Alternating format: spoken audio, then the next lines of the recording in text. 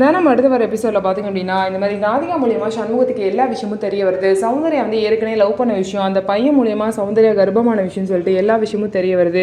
கதிரும் தினமும் பேசுகிற வீடியோவை ராதிகா கொண்டு வந்து சண்முகத்துக்கிட்ட காட்டுறாங்க. அதை பார்த்து சண்முகம் ரொம்பவே ஷாக் ஆகி சௌந்தர்யா கிட்ட போய் கேட்குறாங்க.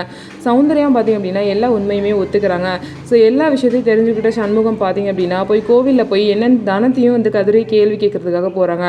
தனத்தோட தாலி இறந்து போச்சுன்னு சொல்லிட்டு தனம் கழுத்தில் புதுசாக கதிர் வந்து தாலி கட்ட போகிறாரு. அந்த நேரத்தில் கரெக்டாக சண்முகம் வந்து அவங்க 2 பேரையும் வந்து திட்டுறாங்க. இந்த மாதிரி உங்கள் 2 பேரும் எவ்வளோ நம்பினேன், இப்படி வந்து என்னை ஏமாத்திருக்கீங்க, இப்படி வந்து சௌந்தர்யா வாழ்க்கையில் நடந்தது எல்லாத்தையும் இப்போ வரைக்கும் என்கிட்ட மறைச்சிட்டு இருந்திருக்கீங்கன்னு சொல்லிட்டு திட்ட ஆரம்பிக்கிறாங்க. அது மட்டும் இல்லாமல் சௌந்தர்யாவும் எல்லாம் முன்னாடியும் கோவிலில் வச்சு திட்டுறாரு. உனக்கு இனிஷியலுக்கு ஒரு ஆள் வேணும், குடும்ப நடத்த ஒரு ஆள் வேணுமான்னு சொல்லிட்டு மோசமாக திட்டும் போது தினம் தான் சௌந்தர்யாக்கு சப்போர்ட்டாக பேசுகிறாங்க.